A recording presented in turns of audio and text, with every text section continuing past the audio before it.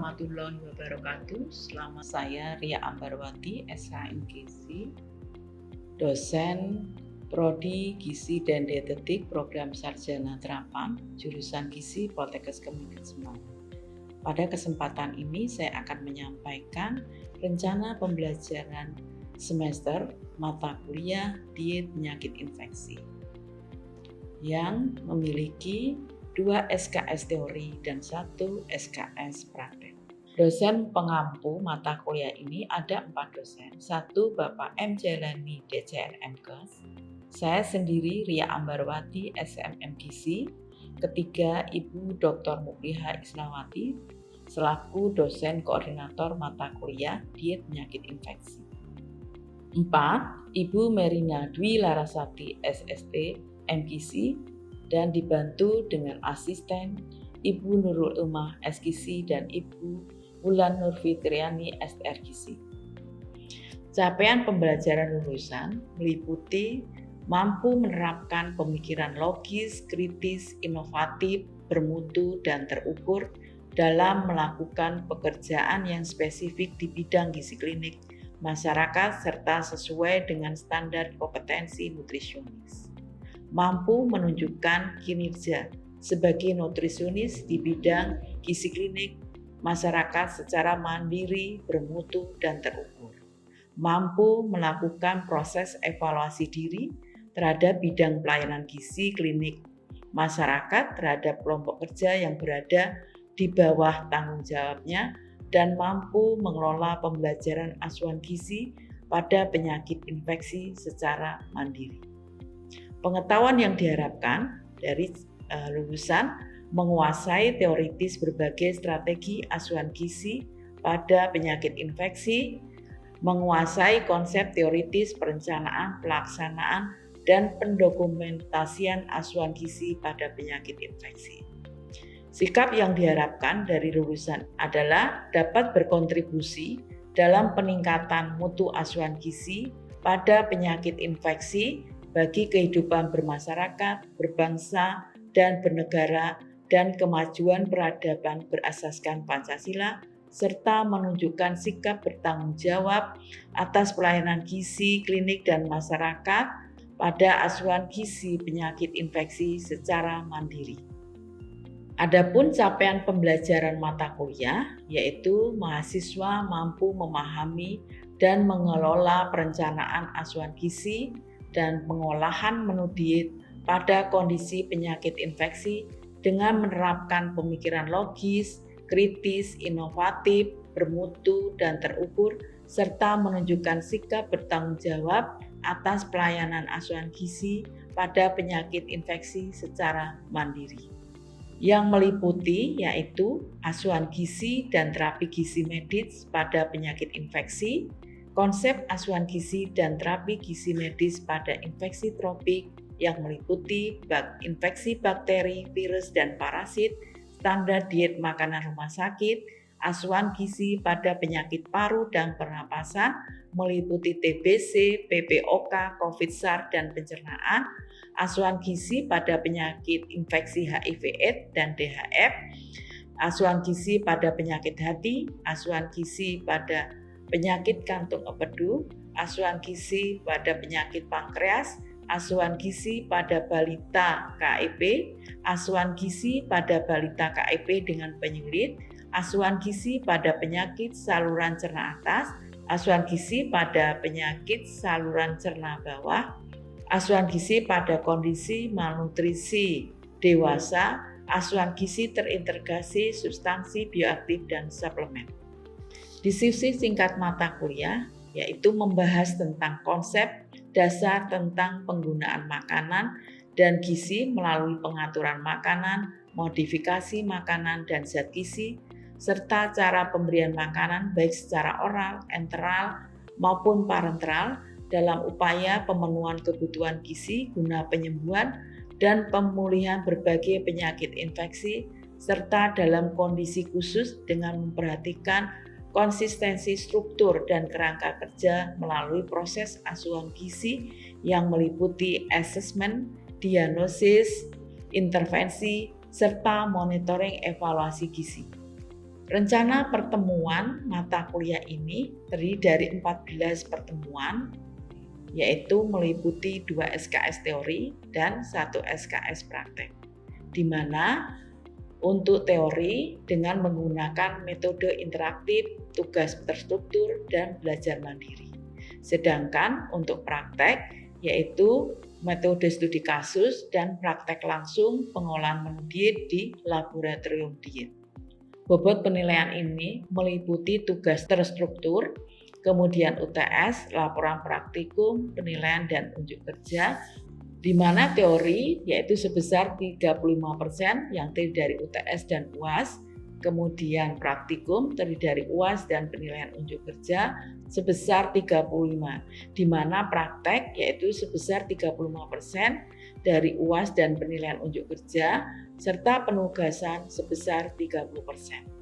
Pada mata kuliah diet penyakit infeksi, saya mengampu pada pertemuan ke-9 dengan pokok bahasan atau materi asuhan gizi pada balita kurang energi protein atau KIP atau gizi buruk dengan 2 SKS teori dan 1 SKS praktek, yaitu di mana teori menggunakan metode interaktif, kemudian tugas struktur dan belajar mandiri, sedangkan praktek yaitu dengan metode studi kasus dan praktek langsung pengolahan di laboratorium.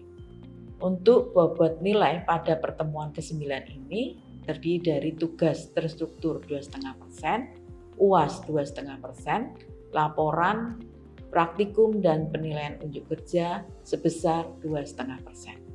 Data referensi yang digunakan dalam mata kuliah ini yaitu International Dietetic, Nutrition and Terminology, Reference Manual Standard Language for the Nutrition Care Process tahun 2015, Nutrition Care Process Terminology tahun 2018, Penuntun Diet Anak edisi ketiga tahun 2014, kemudian Penuntun Diet dan Terapi Gizi edisi keempat tahun 2019, Cross Food Nutrition Care Process tahun 2016, Nutrition Therapy and Pathophysiology tahun 2015, Pedoman dan Tata Laksana Gizi Buruk pada Balita tahun 2020,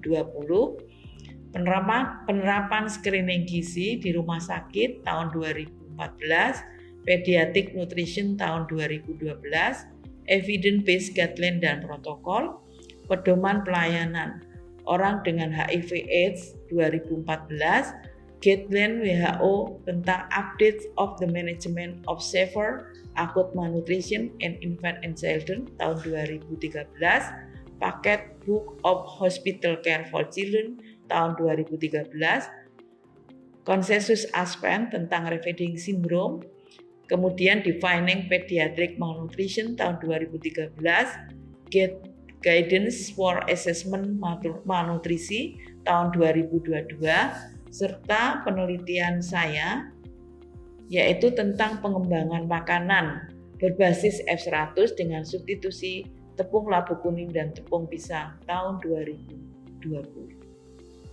Demikian penyampaian rencana pembelajaran semester. Terima kasih. Assalamualaikum warahmatullahi wabarakatuh.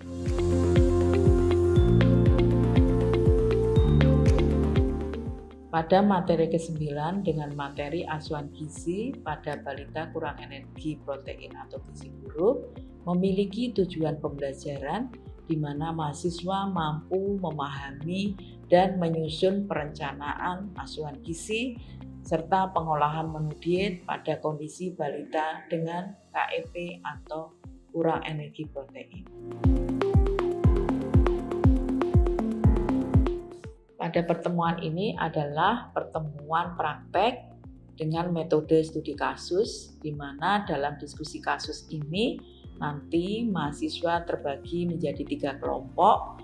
Masing-masing kelompok menyusun perencanaan asuhan gizi dengan pendekatan konsep PAGT sesuai dengan kasus yang telah disediakan. Pembagian studi kasus menyesuaikan dengan nomor urut kelompok. Studi kasus akan dibagikan oleh penanggung jawab mata kuliah diet penyakit infeksi. Adapun waktu pengerjaan studi kasus ini adalah selama 30 menit.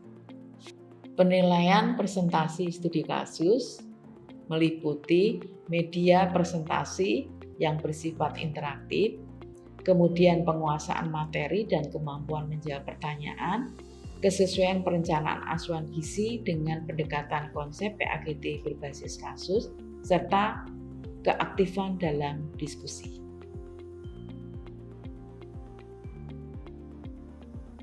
Selanjutnya mungkin ada yang bertanya terkait dengan diskusi kasus ini. Ya, silahkan. Izin bertanya, ini untuk pengerjaan, format pengerjaannya itu bagaimana gitu? Terus penilaiannya gimana? Ya, nanti pekerjaannya dituliskan di dalam PPT ya. Pada penilaian itu ada 4 poin ya, ada 4 poin yang kita nilai, yaitu mengenai media presentasi, harapannya bersifat interaktif, jadi teman-temannya juga melihatnya itu memahami ya, atau tertarik lah. Kedua adalah penguasaan materi dan kemampuan menjawab. Jadi ketika Anda mempresentasikan, dari kelompok lain bertanya, ya Anda bisa menjawab pertanyaan itu dengan referensi yang benar. Ya. Kemudian kesesuaian perencanaan asuhan gizi dengan pendekatan konsep PAGT berbasis kasus. Ini nanti perencanaannya Anda buat sesuai dengan kasus. Keempat adalah keaktifan dalam diskusi. Nanti saya akan memberikan penilaian ya untuk kelompok 1, kelompok 2 dan 3 ya. Dan mahasiswa yang aktif pastinya akan saya beri tanda ya. Itu akan menambah nilai tersebut ya.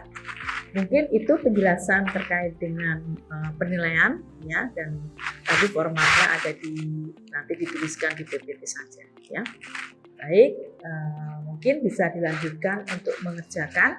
Jadi nanti dari penanggung jawab mata kuliah bisa membagikan kasus tersebut ya. Ya, silakan PJ-nya sudah membagikan tadi ya. Mbak Kori sudah membagikan ya. Ya, nanti mengumpul yang kelompok 1, apakah ini sudah mengelompok atau berpencar-pencar kelompoknya? Sudah mengelompok. Jadi kelompok 1, 2, 3 ya. Silahkan dikerjakan ya. Saya beri waktu 30 menit. Ya, mengelompok ya.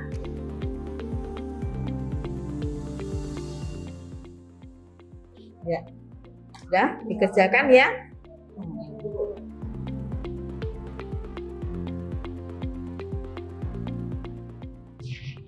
Kelompok ini berapa? Kelompok berapa? Kelompok 1, oke. 3 ya, ini kelompok 3? Iya. Oke.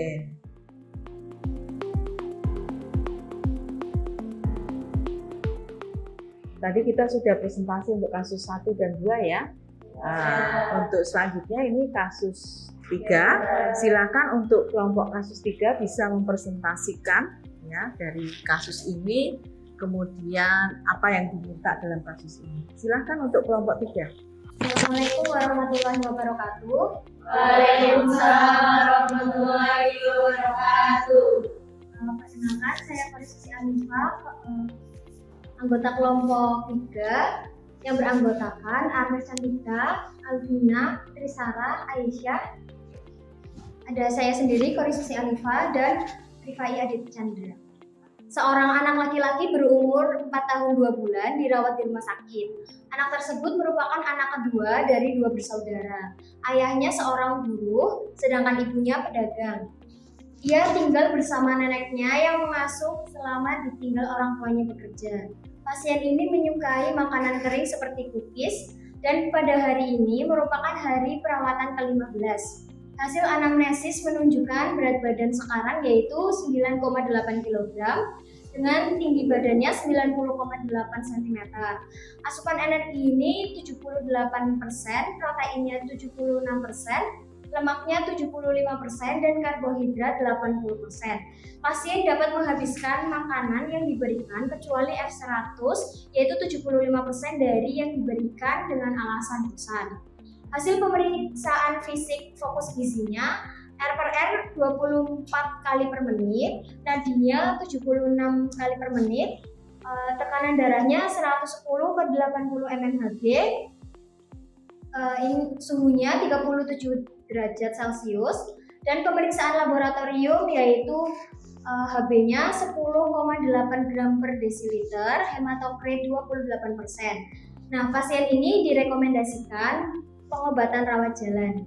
Berdasarkan keadaan di atas, lakukanlah monitoring dan evaluasi gizi dan rencana tindak lanjut pada kasus tersebut dengan pendekatan PAGT.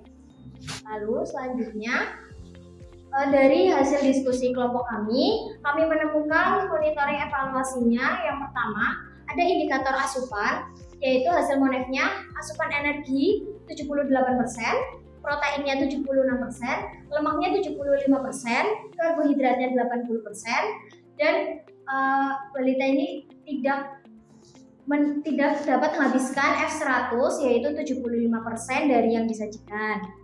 Nah, untuk keterangannya sendiri, asupan energi, protein, lemak masih inadequat. Indikator yang kedua yaitu antropometri. Hasil monefnya yaitu ada kenaikan berat badan sebesar 700 gram dalam 2 minggu.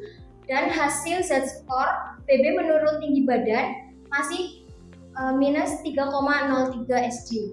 Keterangannya masih termasuk gizi buruk.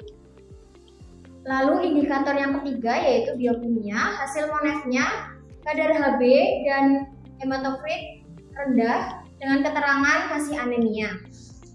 Selanjutnya ada rencana tindak lanjut. Yang pertama, parameter asupannya, rencana tindak lanjutnya yaitu meningkatkan asupan dengan melakukan modifikasi bentuk F100. Di sini kami berpikiran untuk melakukan modifikasinya yaitu dalam bentuk cookies. Yang kedua ada parameter antropometri. Rencana tindak lanjutnya yang asupan, rencana tindak lanjut yang kedua yaitu monitoring evaluasi asupan modifikasi bentuk F100. Lalu parameter yang kedua yaitu antropometri. Rencana tindak lanjutnya yaitu monitoring evaluasi berat badan. Dan parameter yang ketiga yaitu biokimia. Rencana tindak lanjutnya yaitu pemeriksaan Hb dan HT dengan hasil mencapai normal. Ya, sekian presentasi dari kelompok kami. Apakah ada yang ingin bertanya? Ya, silakan kalau ada yang bertanya ya dengan kasus nomor 3 ini, kemudian dari kelompok 3 tadi berusaha untuk memecahkan masalah dari kasus ini, beberapa indikator yang belum tercapai. Mungkin ada yang bertanya, silakan. Saya Diva dari perwakilan dari kelompok 1. Izin bertanya, tadi kan sudah disebutkan ya bahwa melakukan modifikasi. Misalnya terkait bahan lokal, apa yang bisa dimanfaatkan untuk modifikasi F100 ini, kemudian apa pertimbangan saudara memilih bahan lokal tersebut?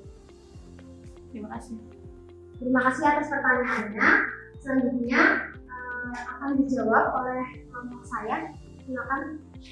Saya Alvina, perwakilan dari kelompok 3 akan menjawab pertanyaan dari Mbak Diva tadi.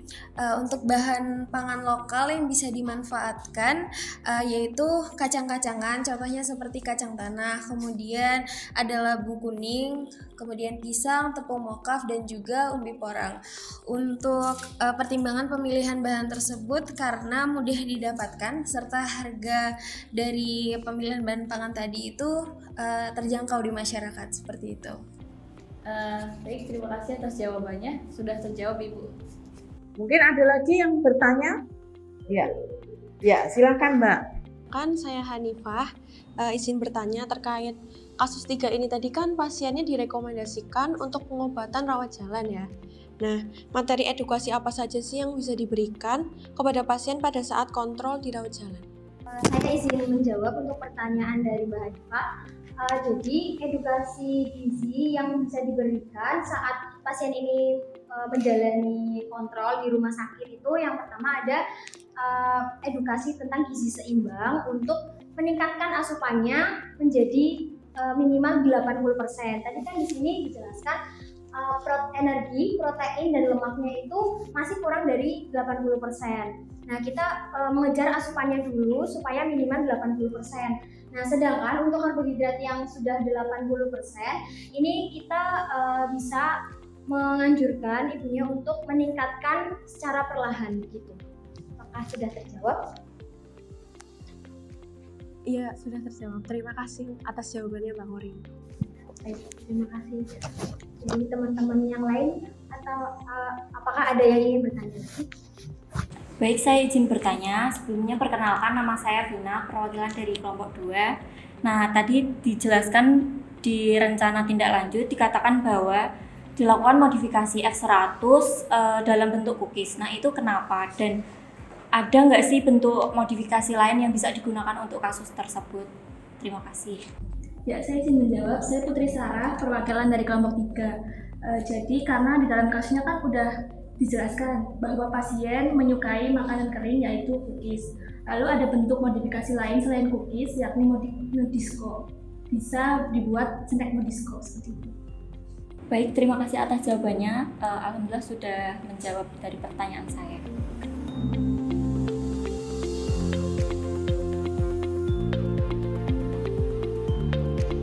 Banyak menggali dari kelompok 3 ya. Kita beri aplaus dulu untuk kelompok 3. Diskusi ini diskusi yang luar biasa ya. Terima kasih untuk yang sudah presentasi, bisa kembali ke tempat ya. Silakan.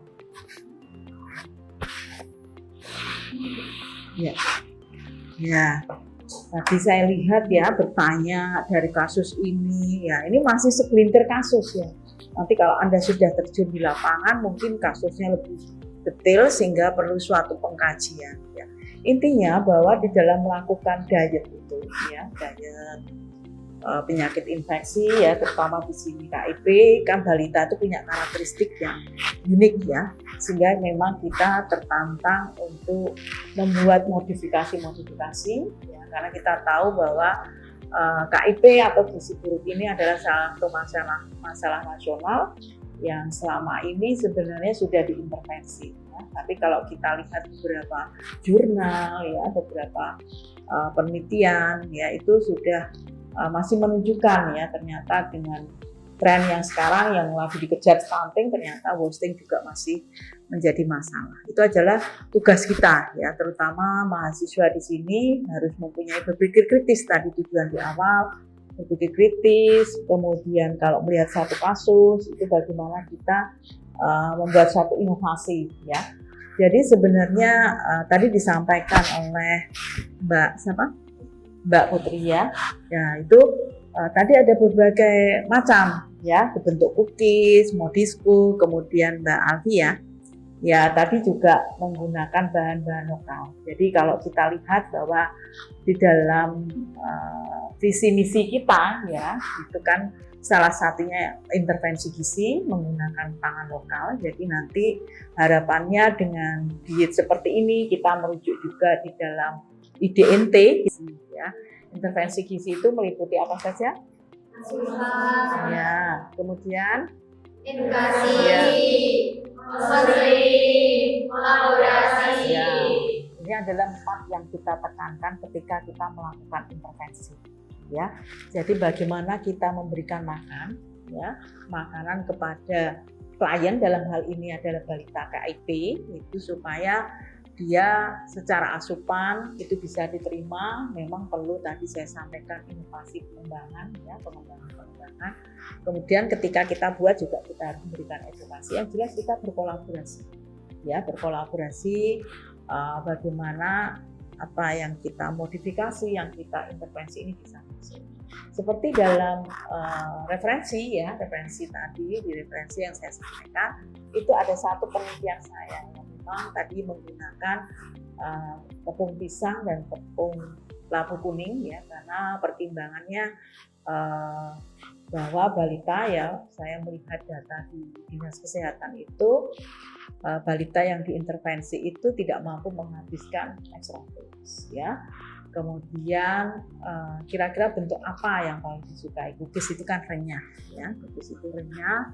dan hasilnya memang banyak disukai ya, walaupun ada satu produk yang lebih disukai ya, cuma nanti kedepannya perlu pengembangan penelitian itu, kita membuat variasi-variasi. Mungkin dari kalian nanti kedepannya membuat suatu skripsi ya, skripsi yang memanfaatkan pangan lokal ya, untuk membantu pemerintah dalam membuat produk inovasi gizi ya, sehingga bisa diterima, bisa membantu mengatasi wasting, bahkan nanti ke depannya stunting ya, itu bisa dikembangkan oleh mahasiswa melalui penelitian skripsi ya, dan nanti akan bermanfaat pada saat itu juga. Kalau kita selalu kreatif melihat situasi seperti itu, muncul ide-ide ya. Mungkin untuk perkuliahan hari ini kita cukupkan ya.